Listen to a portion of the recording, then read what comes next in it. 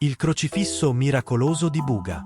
Il crocifisso di Buga, noto anche come il Cristo miracoloso di Buga, è una delle icone religiose più venerate in Colombia.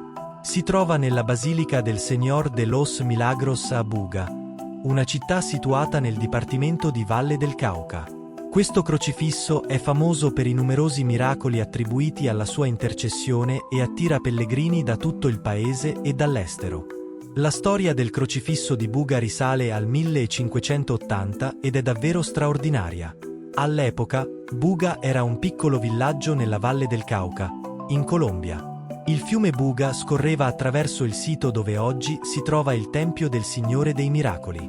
Sulla riva sinistra del fiume viveva una pia anziana indigena in una modesta capanna di paglia.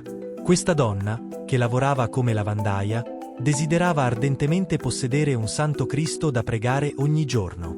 Con grande determinazione e sacrificio, riuscì a risparmiare 70 reales, la somma necessaria per andarlo ad acquistare nella città di Quito. Il giorno in cui la devota lavandaia stava per consegnare i suoi risparmi al parroco affinché le procurasse l'immagine del Cristo, incrociò un padre di famiglia onesto ma disperato, poiché rischiava la prigione a causa di un debito di 70 reales, una somma che non aveva. Toccata dalla sua sofferenza e spinta da un profondo senso di carità, la donna decise di posticipare l'acquisto del crocifisso e donò i suoi 70 reales a quest'uomo in difficoltà. Colmo di gioia e riconoscenza, l'uomo la benedisse, augurandole ogni bene. Alcuni giorni dopo, mentre la donna stava lavando i panni nel fiume, un'onda portò verso di lei un piccolo crocifisso di legno. Questo crocifisso, che per lei aveva un valore inestimabile per quanto lo aveva desiderato, sembrava provenire da un luogo lontano, poiché non vi erano abitazioni nelle vicinanze.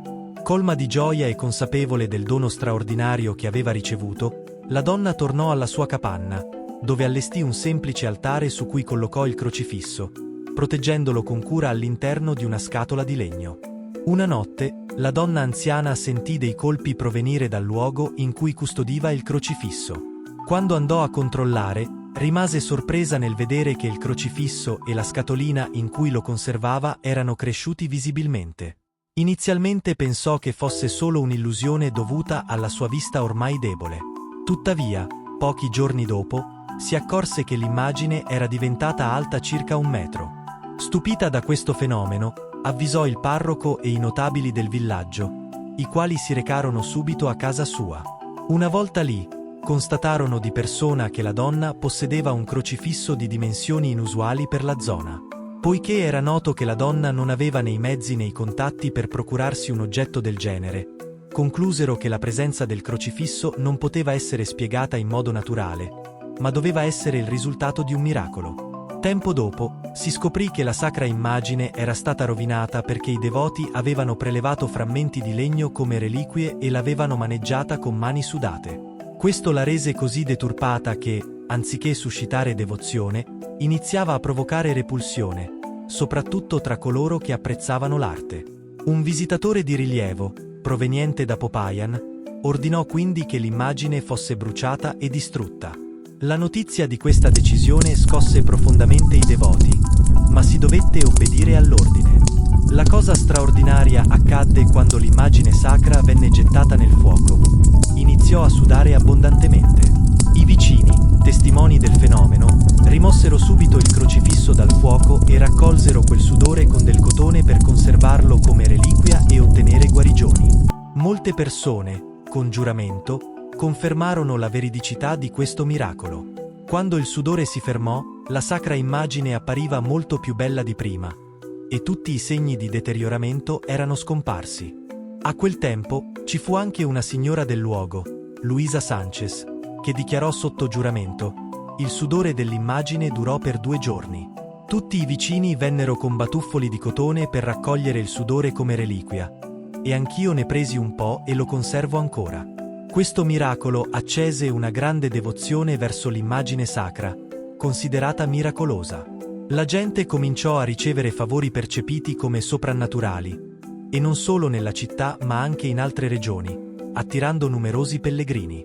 Molti raccontarono di essere stati miracolosamente guariti da gravi malattie e pericoli invocando il Signore dei Miracoli, e queste affermazioni furono confermate con giuramento. Dopo questi eventi straordinari, la capanna dell'anziana lavandaia, situata vicino al fiume, divenne un luogo di preghiera. Dopo la sua morte, il fiume ingrossò notevolmente e cambiò percorso, deviando verso sud e creando lo spazio necessario per erigere un tempio dedicato al Santo Cristo. Inizialmente, il tempio era una piccola costruzione conosciuta come la Ermita. Con la diffusione della notizia dei miracoli attribuiti al Cristo di Buga, si scatenò un afflusso massiccio di pellegrinaggi e devozione.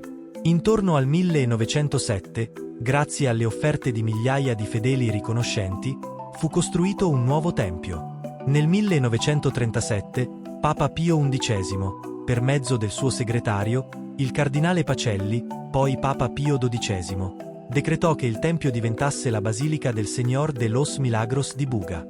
Nella cappella della basilica attuale è custodita l'immagine originale del Santo Cristo, che è stata restaurata e preservata con cura.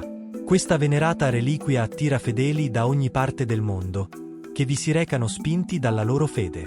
La celebrazione ufficiale si tiene il 14 settembre, giorno in cui si onora il Santo Cristo con una grande festa che unisce i devoti in preghiera e gratitudine.